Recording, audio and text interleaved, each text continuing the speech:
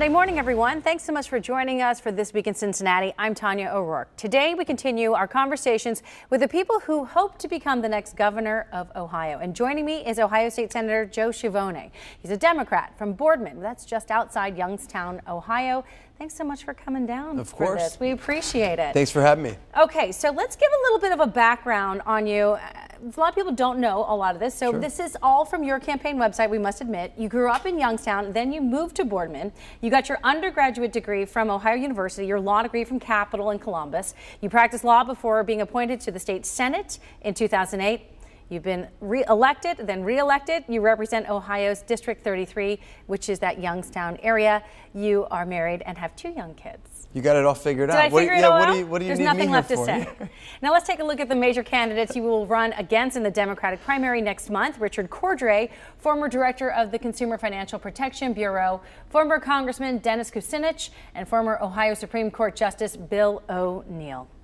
We want to start right at the start. Your slogan, Joe for Jobs. You've made that jobs a centerpiece of your campaign. So what would you do to promote economic development in the Buckeye State? So it all has to happen at the same time. We're talking about redeveloping and reinvesting in our communities and reinvesting in our people. So there's people in the state of Ohio that don't have reliable internet. So we have to start there. We have clean water systems that are failing across the state, so we have to invest in clean water upgrades for underground infrastructure, roads and bridges that are crumbling, invest there, invest in our people so that they have the skills necessary to fill the jobs of the future. But it all has to happen at the same time. So you're cleaning up industrial brownfields. You're showing businesses that there's a pathway for them to be successful in Ohio, and we have the skilled tradesmen in order to get there. So it's about rebuilding first, but Governor Kasich and the Republican majority has made it their focus to tax cut rather than invest, and I think that's why you see a lot of the communities falling behind. All right, so you talk about with jobs come infrastructure, huge concern here in Ohio. Listen to these numbers from the American Society of Civil Engineers. Driving on roads in need of repair in Ohio costs each driver in Ohio $475 per year. 6.9% of bridges are rated structurally deficient. Drinking water needs in Ohio are estimated at $12.12 billion. Wastewater needs total $14.58 billion. So you've said that this is important. It also costs money to invest in folks. How do you get that money? It costs a ton of money, but you have to invest. Right now, we are bleeding money every year through tax loopholes and tax cuts. We have one tax loophole called the LLC loophole that is $1.1 billion a year that is not being reinvested in our people. It is not being reinvested in our community. It is not being reinvested in trying to keep our youngest, brightest people here in the state of Ohio, and that's why we're losing people. And I understand down here, infrastructure is a huge deal. I know about the Brent Spence. That's my next question is the Brent Spence. Also about the West Side Viaduct. Yes, that's true. So what would you do then? Well, since you brought up the Brent Spence, it seems to be stuck in Kentucky. What would you do to speed up the process of building a replacement, and do you believe it must be a toll system? First off, we have to make sure that we're working with the leaders in Kentucky to try to get this done. I know there's been fights. I know there's been arguments. We got to get it done. We have to make sure the federal government understands the need for this, and we need to find the state resources in order to get it done. I do not want to make it a toll road. I think we should invest in it at the state level in order to finish the job so that we can have this thoroughfare in working condition. We got to make it happen.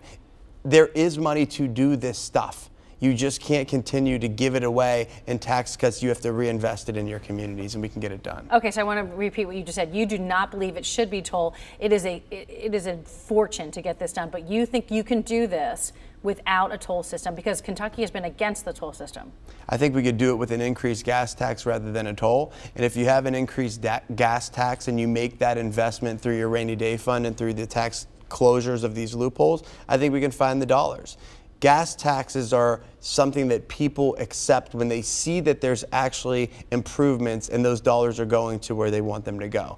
It's about a minimal gas tax throughout the state to invest in the projects that we can make the most impact.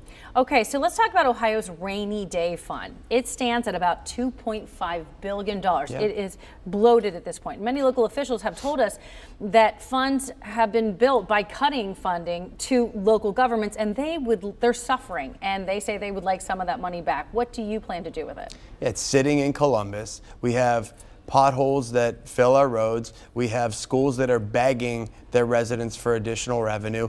Everybody's being starved out because the governor has made it a point to sink all the money in the rainy day fund and cut taxes at the state level. And so I've proposed legislation in the Senate this year that would allocate 10% of the rainy day fund to deal with addiction, increasing funding to local governments through police, investing in education for kids, making sure that we are reconnecting families after addiction through addiction services, mental health, children's services, giving people an opportunity to fight through addiction and giving them a second chance in life. I think that's really important, and I think we can use 10% is $200 million, and we could really make an impact on dealing with this opioid problem across the state. We definitely want to talk more about heroin, the whole opioid situation in the state of Ohio in a little bit, but we want to go to a quick break, but we will have more of our conversation with Ohio State Senator and candidate for governor Joe Schiavoni. We're going to talk about the opioid crisis when This Week in Cincinnati returns.